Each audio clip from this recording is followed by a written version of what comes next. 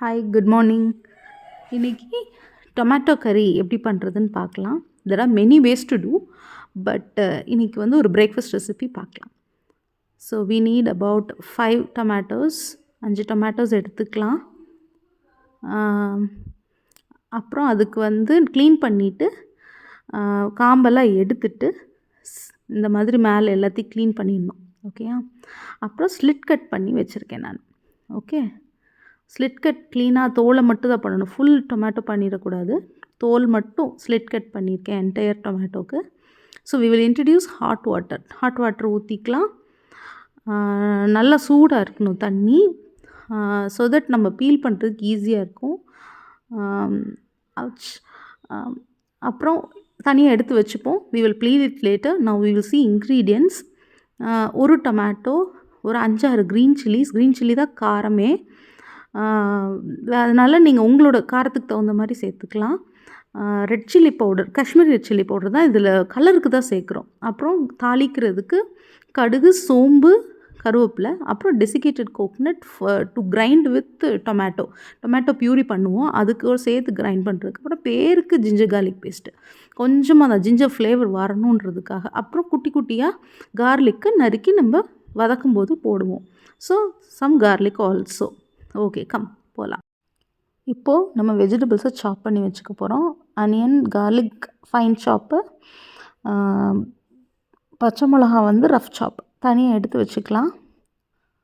So that we can go with peeling tomato. தனியாக எடுத்து வச்சுக்கிறேன் எல்லாத்தையும் ஒரு பிளேட்டில். ஈவன் ஃபார் ரஃப் சாப் இருந்தால் போதும் க்ரீன் சில்லிஸ்க்கு. ஓகே,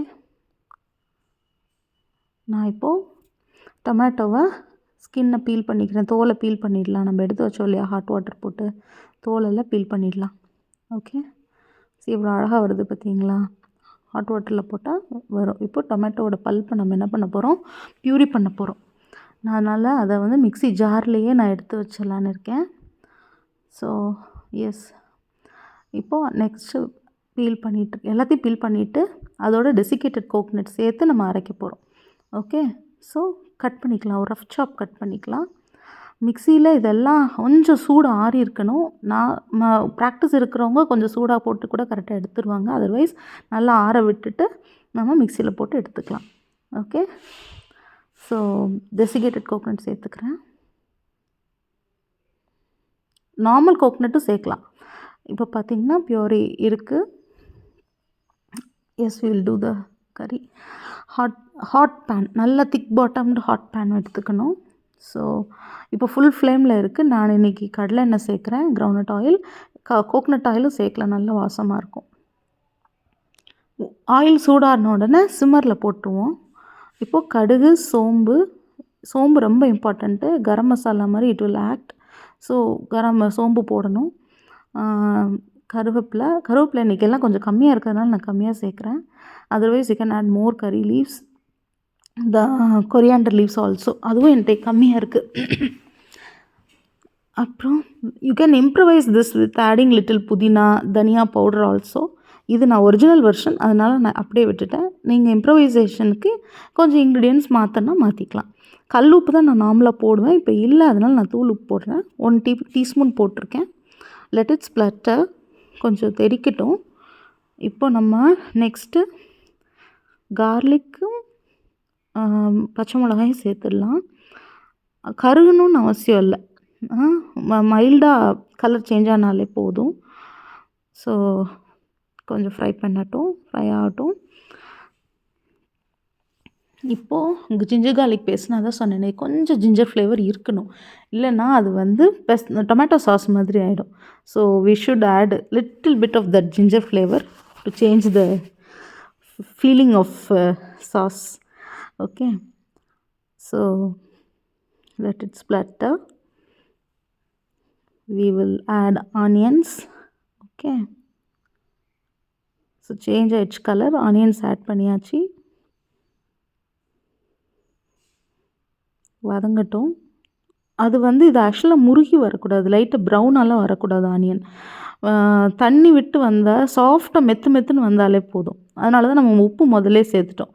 ஆனியன் ப்ரௌன் ஆகிற ரெசிபிக்கு நம்ம வந்து எப்போவுமே சால்ட் லேட்டாக சேர்க்கணும்.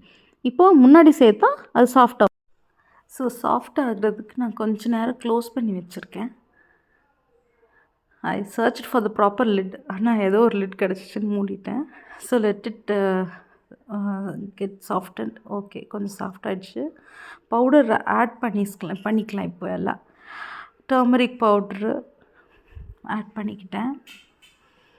இப்போது காஷ்மீரி ரெட் சில்லி சேர்த்துக்கிட்டேன். I added Kashmiri red chilli.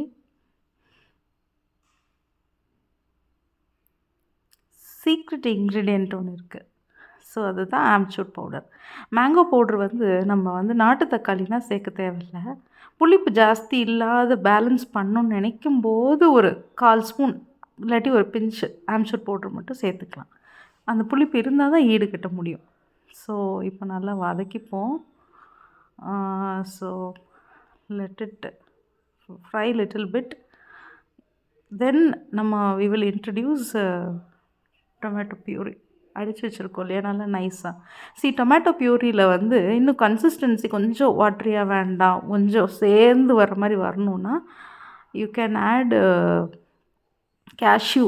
2-3 cashew சேர்த்துக்கலாம். ஆனால் சேர்த்தா அது ஒரு மாதிரி it is little taste different. Original ரெசிப்பியில் கிடையாது. அதனால I didn't add.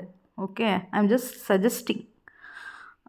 You can add many things like coriander powder சேர்க்கலாம். சப்பாத்திக்கு சேர்க்கணுன்னா கொரியாண்டர் பவுட்ரு போட்டுக்கோங்க, சப்பாத்தி சாப்பிட்ணுன்னா. இது predominantly only for idli, dosa, அவ்வளோதான். ஆப்பம், அதுக்கு தான் இது சரியாக இருக்கும். ஓகே, ஸோ கொஞ்சம் இம்ப்ரவைசேஷன் பண்ணிங்கன்னா you can add garam masala, coriander powder சேர்த்தா நம்ம சப்பாத்திக்கும் தொட்டு சாப்பிட்லாம். ஸோ இப்போது நம்ம பியூரி ஆட் பண்ணிட்டோம். தண்ணி கலந்து கொஞ்சம் மிக்ஸ் பண்ணி டைல்யூட் பண்ணிக்கலாம். So any seasoning adjustment, amchur powder கொஞ்சம் சேர்க்கணுமா இன்னும் கொஞ்சம், இது எல்லாத்தையுமே பார்த்துக்கலாம். ஆனால் ஒரிஜினல் ரெசிபி இப்படி தான் இருக்கும். இது மார்னிங் பிரேக்ஃபாஸ்ட்டுக்கு சாப்பிட்றது. It does not go with rice or any other thing. Okay, குயிக்காக முடிஞ்சிடும் ஆக்சுவலாக ப்ராக்டிஸ் பண்ணோன்னா. நிறைய சீசனிங் ஆட் பண்ணால் இன்னும் நல்லாயிருக்கும் ஆக்சுவலாக. தனியா பவுட்ரு, தனியா இது க்ரீன் கொரியாண்டர் லீவ்ஸ் எல்லாம். சிம்மர்லேருந்து இப்போ மாற்றிடலாம். ஃபுல் ஃப்ளேம் வச்சு கொதிக்க விடணும். 5 minutes கொதிச்சிச்சுன்னா everything will be proper. கொஞ்சம் உப்பு சேர்த்துக்கிட்டேன் நான், தேவைப்பட்டது. க்ளோஸ் பண்ணி 5 minutes விட்டுறலாம். நல்லா கொதிக்கட்டும். பார்த்தீங்களா, கொதிச்சுட்டு it is completely done. So I ஸ்விட்ச் ஆஃப் பண்ணிட்டேன். நல்ல எண்ணெய் விட்டு வந்துடுச்சு. சர்விங் பவுல் மாற்றலாம். உங்களுக்கு வேணும்னா இப்போ கொஞ்சம் மேலே கோக்னட் ஆயில் இல்லாட்டினா கிரவுண்ட்நட் ஆயில் கொஞ்சம் சேர்த்துக்கலாம். அந்த வாசம் ரொம்ப நல்லாயிருக்கும். இப்போது தனியா, என்கிட்ட தனியா லீவ்ஸ் இல்லை, கொரியாண்டர் லீவ்ஸ் இல்லைனாலும் நான் சேர்க்கல. இப்போ சேர்த்தா இன்னும் ரொம்ப நல்லாயிருக்கும். ஃபைன் சாப் பண்ணி கொரியாண்டர் லீவ்ஸ் சேர்க்கலாம். So I change it to serving Pavul. இதுதான் நல்லாயிருக்கும். தேங்காய் சட்னி கூட நல்லாயிருக்கும், அப்படியேவும் நல்லாயிருக்கும். இட்லி தோசைக்கு அப்படியே மேலே போர் பண்ணி சாப்பிட்லாம். So I hope this is one variety and you can try it. Consistency இப்படி இருக்கும். Okay, do try it and add it in your recipe list. Thank you.